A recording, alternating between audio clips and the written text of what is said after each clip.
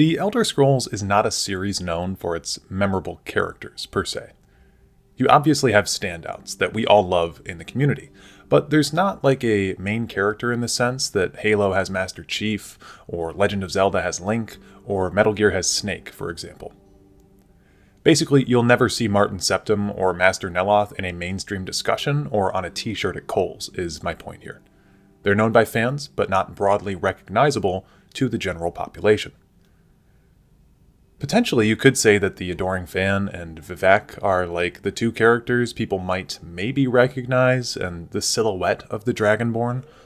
But I'd argue that if there's one character that most everyone remembers, it's that funny cheese man from Skyrim.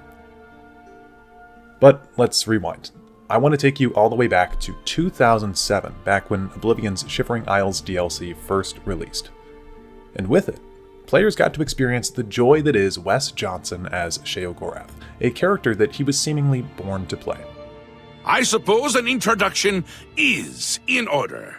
I'm Sheogorath, Prince of Madness, and other things.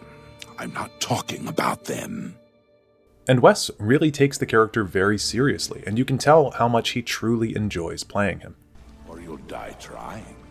I love that. Notice the accent disappear? But you notice when he gets malevolent, the accent slips down. So, I love the character, man. It's like one of my favorite things in the world. But who is Sheogorath? Well, Sheogorath is the Daedric Prince of madness and creativity, and as such, in that game, in that DLC, his emotions seem to be constantly in flux as you talk to him, which was an incredible choice that the writers made during this time, as his speech really tends to feel like a flow of consciousness more often than not, ripe with contradictions, offset yelling, and undercooked thoughts. He's basically employing you in this DLC and using you as a means to an end. He's not your friend, he's not your buddy, you're basically just his last option here, which is why his conversations sometimes contain a death threat or two. Sheogorath, as the embodiment of creativity and madness, should never be fully friendly or jovial in my opinion. He should be unpredictable, and they should make that a bit scary at times. Let's not forget that the 16 Accords of Madness states that, Wry without equal, Sheogorath holds in his realm giggling loons, flamboyant auteurs, and craven mutilators. The Mad Prince will ply profitless bargains and promote senseless bloodshed for nothing more than the joy of another's confusion, tragedy, or rage. And if we look in lore, we can really see that Sheogorath is not a character to treat lightly or turn into just a joke. He's been known to throw moons at people, as is the case with Vivek City, which resulted in the deaths of thousands of Dunmer and the destruction of Vardenfell. In one of his myths, he was said to have created music on Tamriel by violently killing a woman and turning her insides into instruments. From her tendons he made lutes, from her skull and arm bones he made a drum, and from her bones he made flutes. He presented these gifts to the mortals, and thus music was born.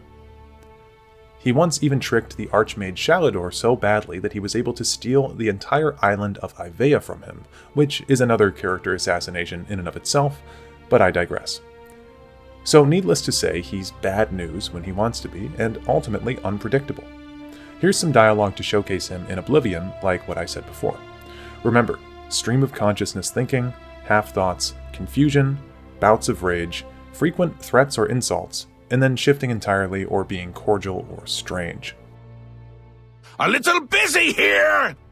I'm trying to decide what to have for dinner. Oh, how I love eating. One of my favorite things to do. Talk to Haskell if you need more information. He's got more brains than a brain pie.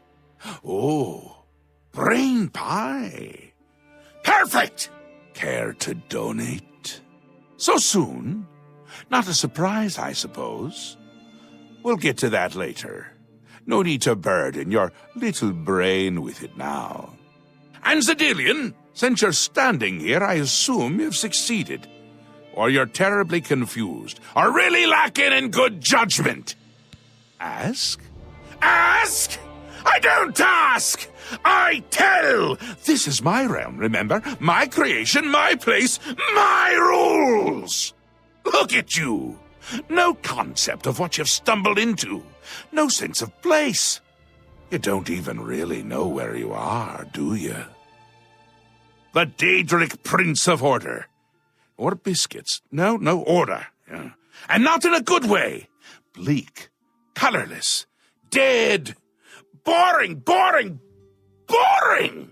And not a fan of my work, I can tell you. Hates it. Hates me. A bit single-minded, if you take my meaning.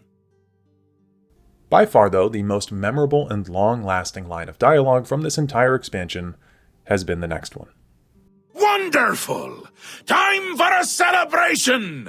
Cheese for everyone! Wait, scratch that. Cheese for no one. That can be just as much of a celebration if you don't like cheese, true? You've run a maze like a good little rat. But no cheese for you yet. Oh, well, maybe a little. That one line of dialogue has had more of an influence on the Elder Scrolls community than the entirety of Elder Scrolls Battlespire. And don't get me wrong, it's a good line. But the only other reference to cheese relating to Sheogorath is in his regular Daedric quest titled Sheogorath, where the hero of Kvatch is tasked with bringing about the Kashara prophecy, which is a handful of superstitions held by a village of Khajiit north of Leowen. During this prophecy, the quest makes you use a piece of stinky cheese to attract some rats to the village, but the cheese itself is not actually a part of the prophecy and more just a tool that you use to get the rats to come over. And that's it for the queso. One line of dialogue and one small part of his Daedric quest, which barely counts as a connection in my eyes. It's not like it was his whole personality or something when they said that line. And it wasn't mentioned again in the Shivering Isles or throughout the rest of Oblivion. But the writers liked that line so much that they decided to reprise it in Skyrim. While doing the Mind of Madness quest in the Elder Scrolls V, Sheogorath will say this line as a sort of callback to Oblivion. You know, I was there for that whole sordid affair. Marvelous time! Butterflies, blood, a fox! A severed head, and the cheese to die for. Now, notice here that the dialogue is still very similar in tone to his dialogue in Oblivion, and thankfully they brought Wes Johnson back to play the role. I think the Skyrim Sheogorath interpretation is just as good as his Oblivion interpretation, and keeps in tune with how the writers developed him. It's just that we see him for such a short amount of time. The only thing about Sheo in Skyrim is that he's generally nicer to the Dragonborn than he is to the hero of Kvatch, but I'm sure that if we had a prolonged experience with him, he would have lashed out in rage at some point. Here's another example of his writing in Skyrim. You see, Pelagius's mother was, well, let us say, unique. Although I suppose, in the grand scheme of things, she was fairly average for a septim. That woman wielded fear like a cleaver. Or did she wield a cleaver and make people afraid? I never get that part right. So, still pretty good. And the cheese dialogue chunk in particular is meant to be a callback to Oblivion anyway, so mentioning the cheese thing here works on multiple levels, I hate to say. But since then, oh my god, since then, Sheogorath has been in nearly every piece of Elder Scrolls media, and it's kind of exhausting. I don't want to see him anymore, and that's sad. A lot of his previous focus has been replaced with just references to cheese, and he's been turned into a wacky, zany, comedic relief character. And I do mean comedic with heavy air quotes.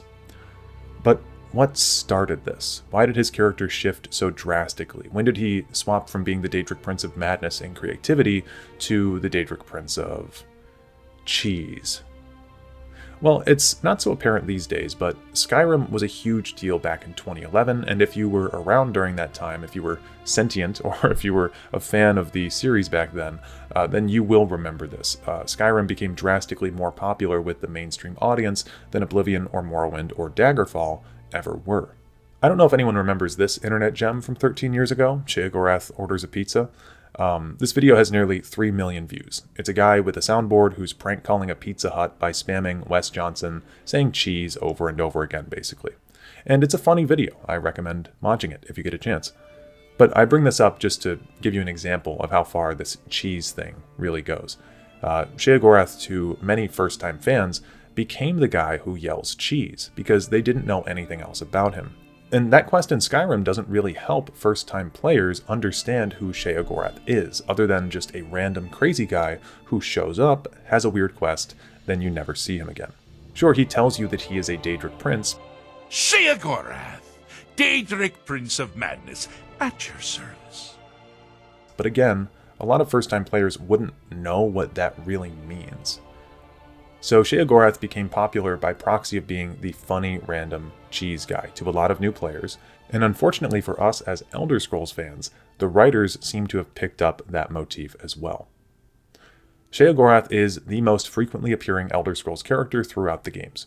He was featured in Daggerfall and Morrowind previously, and he actually held an important role in the plot of Daggerfall by aiding the agent in retrieving the Mantella.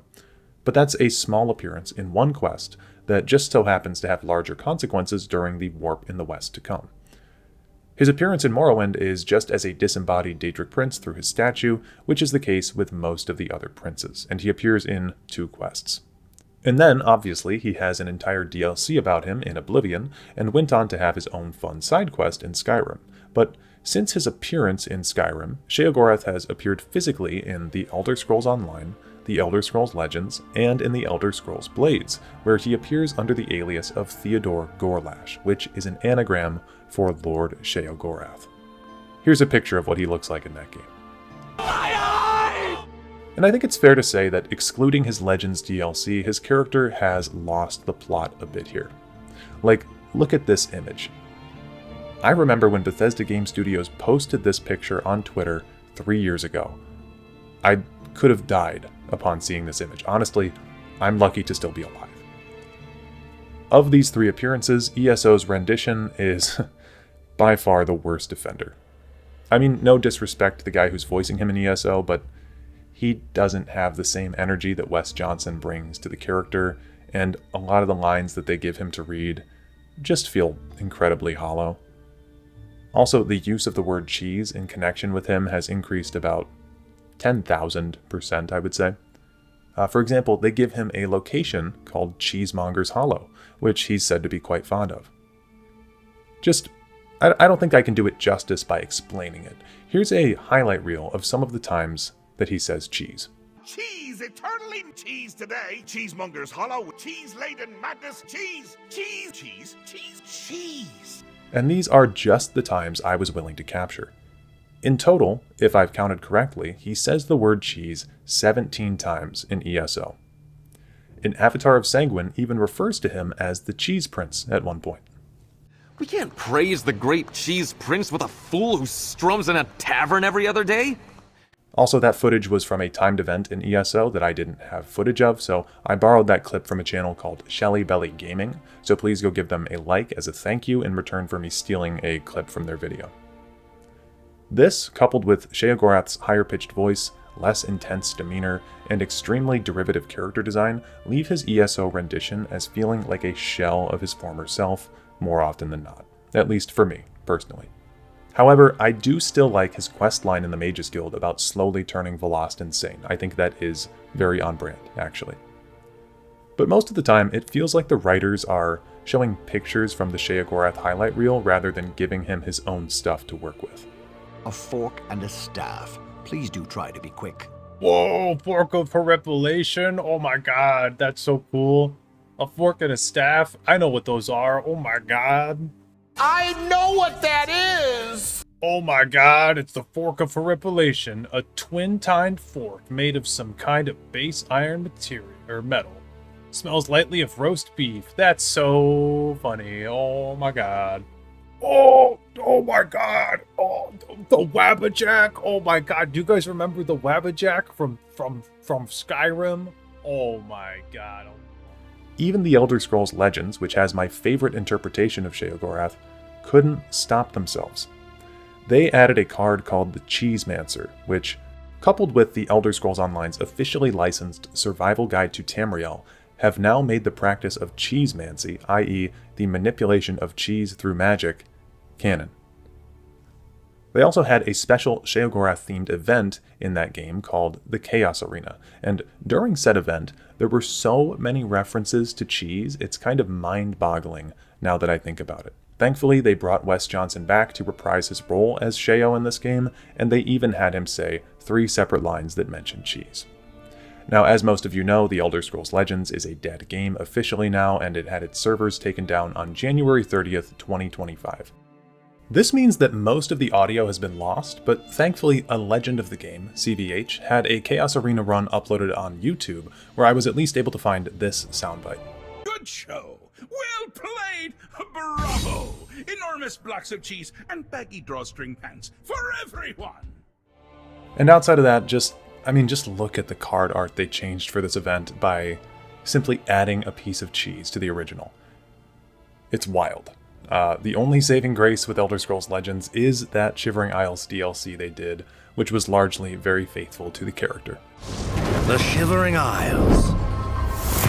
Few dare enter. None live to leave. At the center of it all is the mad god himself. Make a deal with him if you please. It will only cost you everything.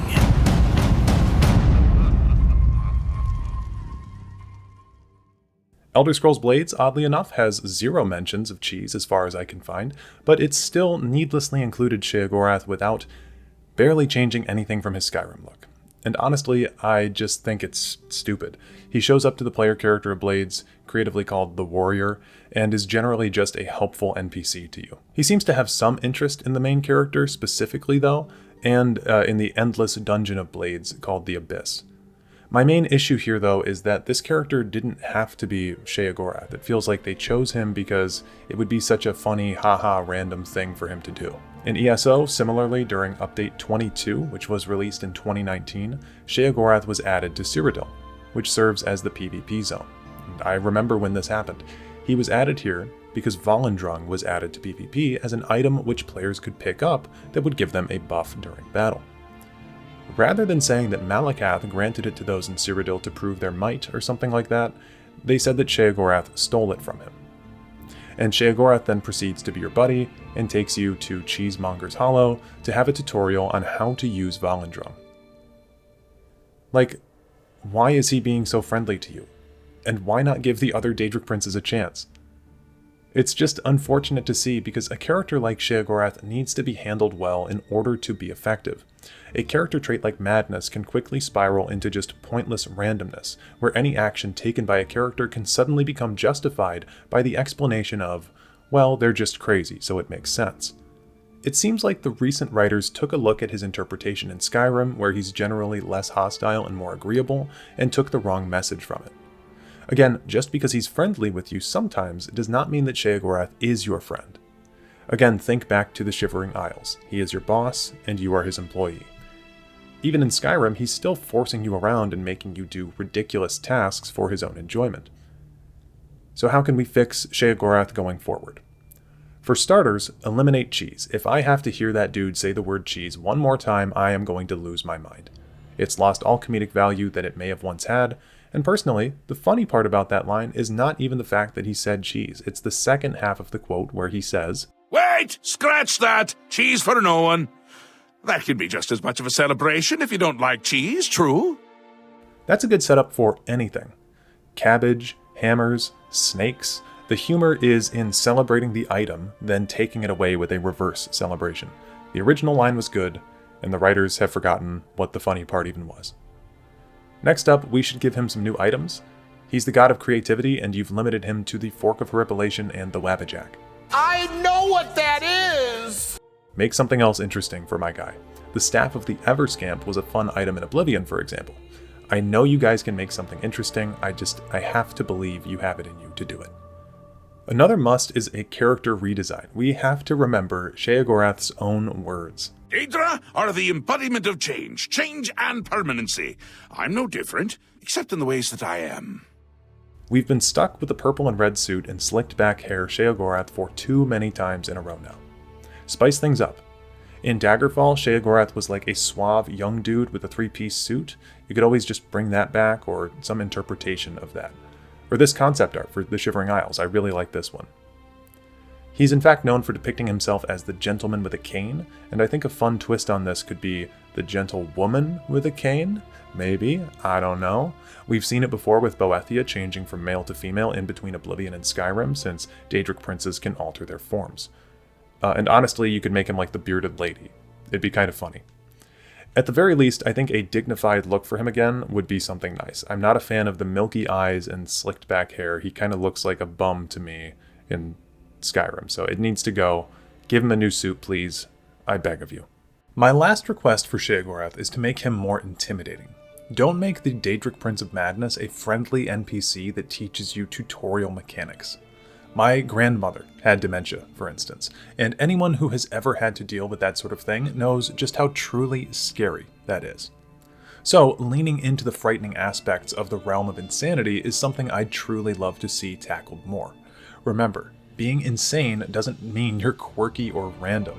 Historically, it's meant that you have a disordered state of mind or that you're unable to think in a clear or sensible way. This was the part of Sheogorath that they really nailed in the Isle of Madness DLC for the Elder Scrolls Legends, by the way, where he slowly drives a man to the brink of insanity over the loss of his dead son. Sheogorath is cruel and manipulative throughout the entire storyline and is painted as the villain, and I'd like to see more of that going forward. I'm not saying that we can't ever have Sheogorath be friendly, and I'm not even fully opposed to the idea of him taking a liking to a particular mortal, but it's been too much of that in a row now, and I just feel like the modern writers have missed the point of the character. Going into Elder Scrolls 6, I can already tell you that if Sheogorath makes an appearance, we have a 99% chance of hearing the word cheese again. We'll probably see the Wabbajack again, and we'll probably see the Fork of Horripilation again as well. And when I can reasonably predict the god of creativity and madness, then you've lost the plot entirely.